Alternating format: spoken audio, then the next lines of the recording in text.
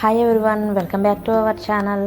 First time మా video చూసిన వాళ్ళు లైక్ చేయండి, మీ ఫ్రెండ్స్కి రిలేటివ్స్కి షేర్ చేయండి, సబ్స్క్రైబ్ చేసుకోండి.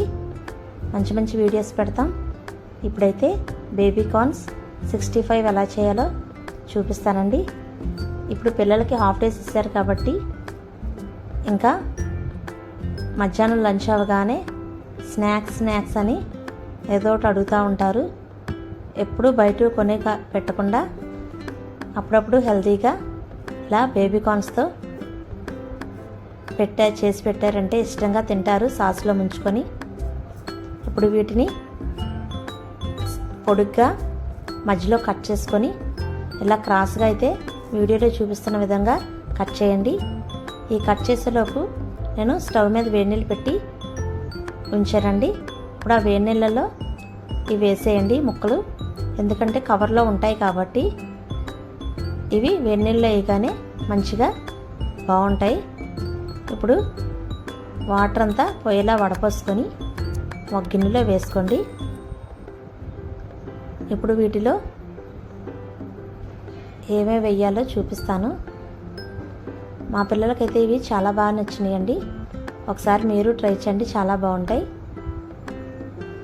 ఒక ఫుల్ స్పూను కారం వేసుకోండి, ఒక అర స్పూను గరం మసాలా పొడి వేయండి,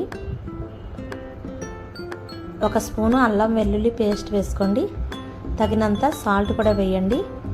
అంటే సాల్ట్ వేసిన వీడియో కనిపించలేదు. ఇప్పుడు ఒక స్పూను మైదా, ఒక స్పూన్ కార్న్ఫ్లవర్ వేసుకొని కలుపుకోండి. బాగా పొడి పొడిగా ఉంటే కొంచెం వాటర్ చిలకరించుకొని కలిపేయండి. మరీ గట్టిగా కాకుండా మరీ జారుగా కాకుండా ఉండాలి. ఇవి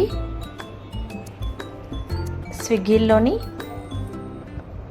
రైతు బజార్లోని, డిమార్ట్లో అవి దొరుకుతాయండి. ఈ బేబీ కార్న్స్ చాలా బాగుంటాయి. ఇవి కలిపేశాక ఒక అరగంట సేపు అలా పక్కన ఉంచేయండి. ఇప్పుడు ఒక కళాయి వేసుకొని ఆయిల్ వేసి మంటని మీడియంలో పెట్టుకొని ఇవైతే వేసేయండి. వేయగానే గరిటె అస్సలు పెట్టకండి. ఒక 10 నిమిషాలు పోయాక కొంచెం వేగిని అనిపించినాక అప్పుడైతే కలుపుకొని వాటిని తిరగేసుకోండి. ఒకసారి మీరు కూడా ట్రై చేయండి. చాలా అంటే చాలా బాగున్నాయి. టేస్ట్ కొత్తగా ఉంది. ఒకసారి వేసాను, చాలా బాగున్నాయి అన్నారండి. నేను ఇప్పుడు చాలాసార్లు వేసి పెడుతున్నాను పిల్లలకి. అలాగని ఆయిలీ ఫుడ్ కాబట్టి పద్దాకా పెట్టను, అప్పుడప్పుడు మాత్రమే. ఇప్పుడు ఈవినింగ్ స్నాక్స్ కింద ఇంక పిల్లలకి సెలవులు కూడా ఇచ్చేస్తారు కదా, హాఫ్ డేస్, హాలిడేస్, ఇంకేదో ఒకటి అయితే చేసి పెడుతూనే ఉండాలి. అవి తీసుకున్నాక ఇంకొన్ని కూడా చక్కగా విడివిడిగా వచ్చేలాగా వేసేయండి. ముద్దలా ఒకసారి వేయకోకుండా వేసుకుంటే విడివిడిగా బాగా వస్తాయి. ఇవైతే చాలా టేస్టీగా ఉన్నాయి.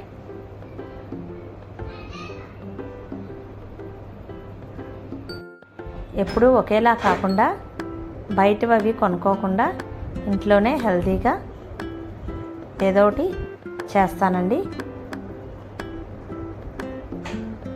ఇంకంతేనండి, వేగిపోయినాయి కాబట్టి ఇవి కూడా తీసి కొంచెం జీడిపప్పు అవి కూడా ఫ్రై చేసి అందు మీద వేసుకొని ఉల్లిపాయలు కట్ చేసుకొని సాస్తో తింటే చాలా టేస్ట్గా ఉంటాయి.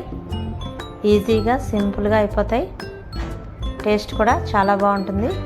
ఒకసారి ట్రై చేసి మీకు ఎలా కుదిరిందో మా కామెంట్ బాక్స్లో కామెంట్ చేయండి. సబ్స్క్రైబ్ చేసుకోండి. ఫస్ట్ టైం ఆ వీడియో చూసిన వాళ్ళు థ్యాంక్ యూ.